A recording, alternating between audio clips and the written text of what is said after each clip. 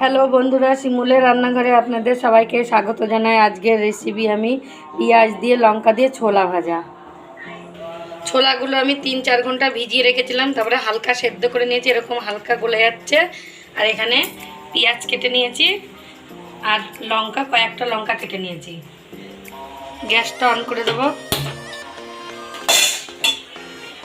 কড়াইটা বসিয়ে দেবো। কড়াই গরম হয়ে গেছে, কড়াইয়ের মধ্যে অল্প পরিমাণে তেল দিয়ে দেবো। তেল গরম হয়ে গেছে, তেলের মধ্যে দুটো শুকনো লঙ্কা দিয়ে দেবো। পেঁয়াজগুলো দিয়ে দেবো।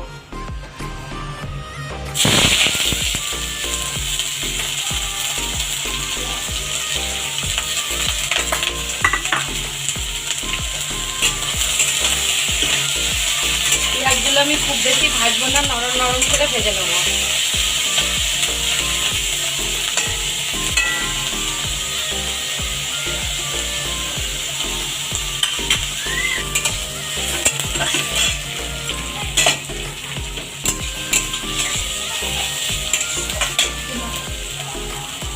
কাঁচা লঙ্কাটা দিয়ে দেবো।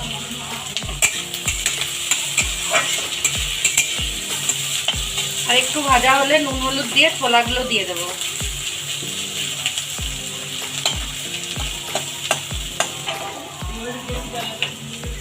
নুন হলুদটা দিয়ে দেবো, হলুদ, নুন,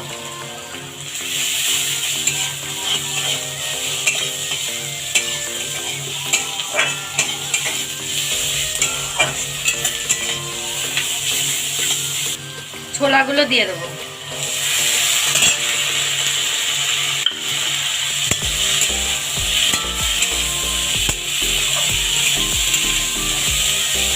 ভিডিও যদি ভালো লাগে তাহলে লাইক, কমেন্ট, শেয়ারটা করো আর চ্যানেলটাকে সাবস্ক্রাইব করে দিও।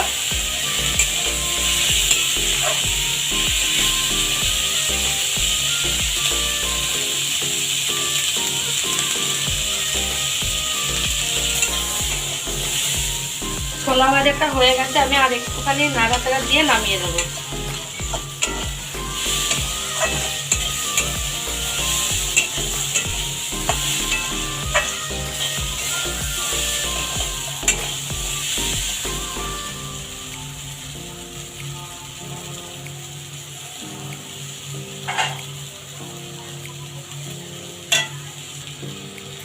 ছোলা ভাজাটা হয়ে গেছে, গ্যাসটা নিভিয়ে দেবো।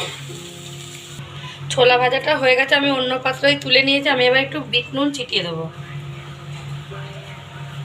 আমি আবার একটা নতুন রেসিপির ভিডিও নিয়ে চলে আসবো তোমাদের সামনে।